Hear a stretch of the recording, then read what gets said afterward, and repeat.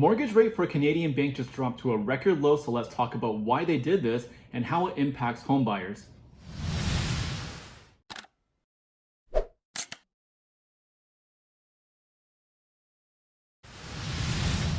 What's up, guys? The world's 7th largest financial holding company, HSBC, just introduced for the first time in history an insured 5-year fixed mortgage rate, and this comes right after CMHC released their market outlook, which predicts a 9 to 18% drop in average home prices over the next year. And the announcement also comes shortly after CMHC released updates on some changes to the qualifying criteria for an insured mortgage. And I have to say that HSBC's timing is not just a mere coincidence. In fact, they might as well be holding up a sign that says, "Hey, come get these low rates before July 1st when it's too late." And if you haven't had a chance to read CMHC's market outlook or looked into the changes that are coming in as of July 1st, you can hit the link in the card up top to watch the full playlist of videos with all the information that you need to get caught up. And you can also find the links to each video in the description below. And now, being the curious person that I am, I looked into how this rate will impact a potential home buyer's mortgage using some real life scenarios. And I'll share with you each scenario while showing you the outcome of each case. So stick around and watch to the very end of this video, especially if you're in the market to buy a house or to get a mortgage. And also, if you're joining me here for the first time, my name is Fred and I bring you Toronto's real estate market updates as well as the latest market news every single week. So if you're new here, consider subscribing to my channel, and now let's talk about this 1.99% rate. Okay, so there's a few reasons why this rate is catching a lot of buzz right now. The first reason is because it's the first time a Canadian bank has ever advertised a rate below 2% on a 5-year fixed term for an insured mortgage. And the second reason is because it comes just in time before CMHC changes the qualification for insured mortgages. And also, before we get into it, note that I am not a mortgage professional, and the following information that we're going to be looking at in this video is based on my research and my opinions. And you are always advised to seek financial advice from a professional. So first of all, let's review what is an insured mortgage. Mortgage insurance is mandatory when a home buyer puts down less than 20% of the purchase price of their new home to obtain their mortgage. But also, mortgage insurance doesn't apply to every single home that's purchased with less than 20% down. In fact, there are several exclusions. The mortgage cannot be for a property that is not your primary residence, so this disqualifies any investment properties. It also excludes any homes purchased for more than $1 million. And lastly, it also excludes refinancing. Insured mortgages are insured by 3 companies, which are Canada Mortgage and Housing Corporation, Genworth Canada, and Canada Guaranty.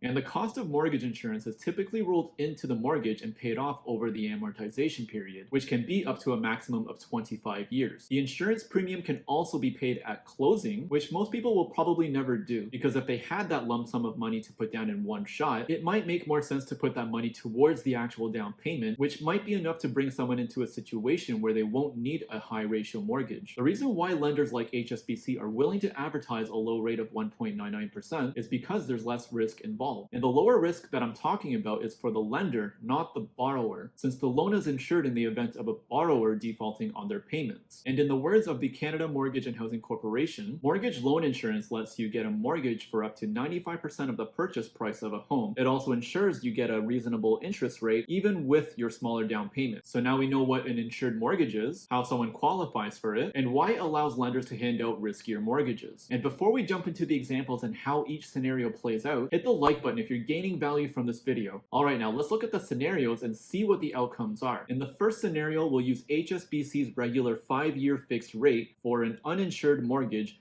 meaning no insurance with at least 20% down, and the rate of 2.29% with an amortization period of 25 years with a monthly payment frequency. And this rate was pulled directly off of HSBC's website. The purchase price we'll use is $931,000, which is the average home price in Toronto over the last 30 days. So with 20% down, which is $186,200, the loan amount is $744,800. And no loan insurance would apply in this scenario. The monthly mortgage payment is $3,259. And the total amount paid after 5 years is $195,544. This is further broken down as $117,103 in principal and $78,441 in interest, which is about a 60-40 split for principal and interest after the first 5 years.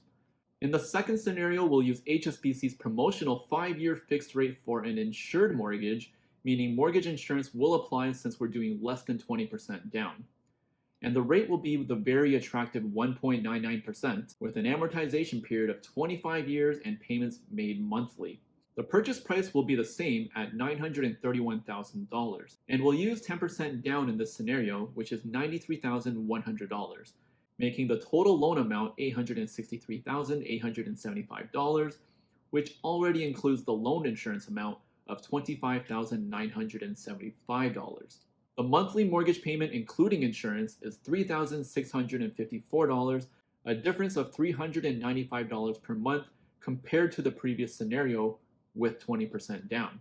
The total paid after 5 years is $219,235. This is further broken down as $140,357 in principal and $78,878 in interest, which is about a 64-36 split for principal and interest after the first 5 years. Okay, so here are the two scenarios and here are the major differences. By putting down 10% less for the down payment, your total loan increases by 16%, which includes the mortgage insurance premium. This also bumps up your monthly payment by $395, and after 5 years, you actually end up paying an additional $23,254 on the house. And this makes sense because your monthly payment is higher and your interest rate is lower. So when you consider these scenarios, homebuyers who put down less than 20% are rewarded in the long run compared to those who put down 20%. But why is it that a homebuyer putting down less money would get offered a better mortgage rate than someone who is making a bigger down payment and also benefit from more principal paid off after 5 years, even with the mortgage insurance factored in? Would it not make more sense that people with a larger down payment would be the ones to get the better mortgage rate? I mean, this hardly seems fair, right? Let me know in the comments below if you were taught that making a larger down payment to avoid more interest was always the way to go. Because the caveat is that mortgage insurance premiums are in fact there to protect the lenders in the event of a borrower defaulting on their mortgage, which also means less risk for the lenders. And for that reason, they're willing to bring down the rate for someone who is taking on an insured loan versus someone who is not, since they're now protected against the borrower defaulting. In fact, the extra percentage points on an uninsured mortgage covers the lender for any potential risk of default and not being covered by insurance. Pretty sneaky when you think about it this way, isn't it? And keep in mind that this is only applicable to the time that we're in right now. We don't know how long mortgage rates will stay this low, but perhaps we can assume that it won't be anytime soon before they go back to the rates they were at earlier this year, because the drop in the key interest rate 3 times in March was a response to the declining Canadian and global economy. And with rates being as low as they are right now, it's one of the reasons why Canadians are rushing to get into the market, because right now is potentially the time where your money can get the most value for each dollar invested. And if you're curious to learn more about how the Toronto real estate market is changing, check out the playlist in the link up top to tune into my weekly market update, and new episodes are released every single Monday. And also subscribe to my channel for the best real estate tips, market news, and weekly updates. Thanks for watching, and I'll see you guys in the next video.